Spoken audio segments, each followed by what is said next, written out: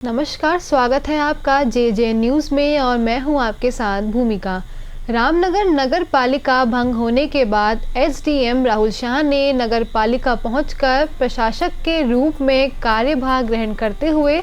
पालिका अधिकारियों और कर्मचारियों की समीक्षा बैठक लेते हुए नगर पालिका की आय बढ़ाने के निर्देश दिए। तो वहीं एसडीएम राहुल शाह ने बैठक के दौरान नगर पालिका में पिछले 2 या 3 महीने में एक साथ जारी किए गए कई ऑर्डरों की सूची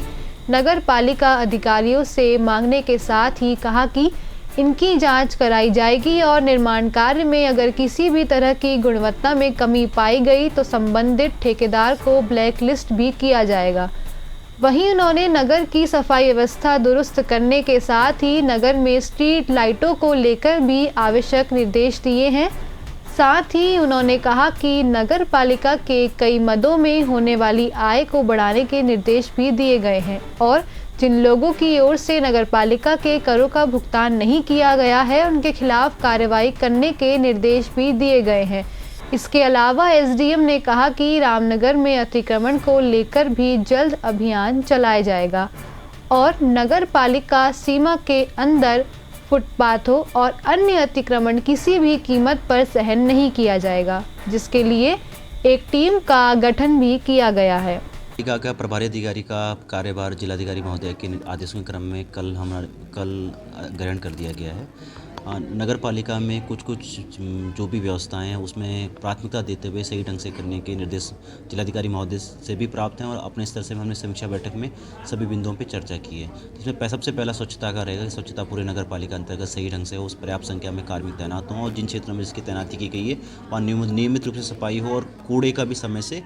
वहाँ से डोर टू डोर कलेक्शन हो सके। इस संबंध में निर्देश दिए गए हैं और पूरे नगर के अंतर्गत एक बीट रूट के हिसाब से या फिर एक क्षेत्र के हिसाब से रूट चार्ट बन जाए कि कौन सा कर्मचारी कहाँ से कूड़े को उठवाएगा और कहाँ की सफाई करेगा और कैसे नालियों की सफाई समय अंतर्गत की जाएगी। दूसरा उसमें जो महत्वपूर्ण है वो है आपका पथ प्रकाश व्यवस्था, जिसे स्ट्रीट लाइट की व्यवस्था शहर के अंतर्गत जो भी शैडो जोन है जहाँ पे कि लाइट की व्यवस्था पर्याप्त नहीं है या ऐसा स्थान जहाँ पे लाइट की आवश्यकता है उसको वार्ड चिन्हित करते हुए उसके अनुरूप स्ट्रीट लाइट आदि लगाने के निर्देश दिए गए हैं। और तीसरा हमारा राजस्व का है। नगर पालिका के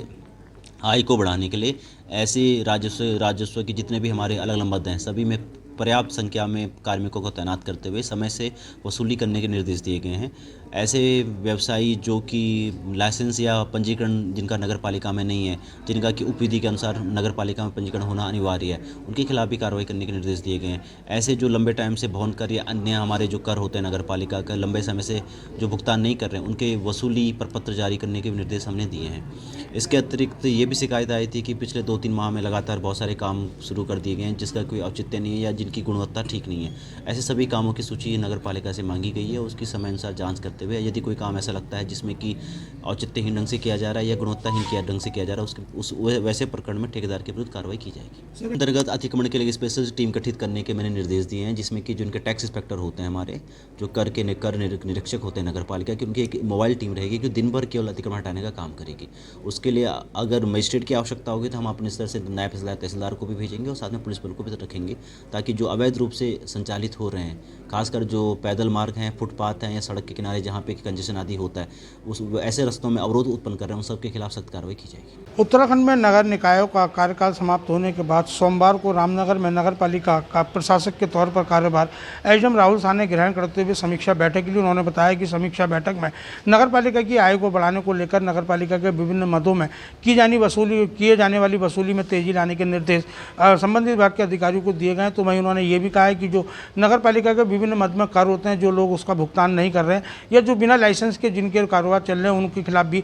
कार्रवाई करने के निर्देश दिए गए। तो वहीं उन्होंने बताया कि रामनगर में अतिक्रमण को लेकर नगर पालिका की एक टीम का अलग से गठन किया गया है जो केवल अतिक्रमण को लेकर रोज अभियान चलाएगी और उन्होंने कहा यदि मजिस्ट्रेट की आवश्यकता पड़ी तो नायब तहसीलदार और तहसीलदार को भी भेजा जाएगा, पर्याप्त मात्रा में पुलिस बल भी तैनात किया जाएगा। तो वहीं उन्होंने बताया कि पिछले 2 या 3 माह में जो वर्कआउट और जो जल्दीबाजी में जारी हुए निर्माण कार्यों को लेकर उनकी भी जांच के आदेश दिए गए। उन्होंने बताया कि जांच के आदेश के बाद इनकी एक सूची मांगी गई है, सूची के अनुसार इसमें जांच कराई जाएगी और उन्होंने बताया कि जांच में यदि गुणवत्ता में कोई कमी पाई गई तो ठेकेदार को ब्लैक लिस्ट करने की भी कार्रवाई की जाएगी। वहीं उन्होंने स्ट्रीट लाइटों की व्यवस्थाएं दुरुस्त करने के निर्देश दिए। साथ ही उन्होंने नगर की सफाई व्यवस्था को लेकर भी साफ तौर पर कहा है कि सफाई व्यवस्था पूरी तरह स्वच्छता पखवाड़े की तरह होनी चाहिए। किसी भी इलाके में यदि सफाई व्यवस्था में कोई कमी पाई जाती है तो उसमें भी उन्होंने कार्रवाई करने की बात कही है। रामनगर से राजीव अग्रवाल के साथ cameraman Bunty Arora, JJN news. ये थी रामनगर से हमारे संवाददाता राजीव अग्रवाल की रिपोर्ट। बाकी तमाम खबरों के लिए आप जुड़े रहिए JJN न्यूज़ के साथ। धन्यवाद।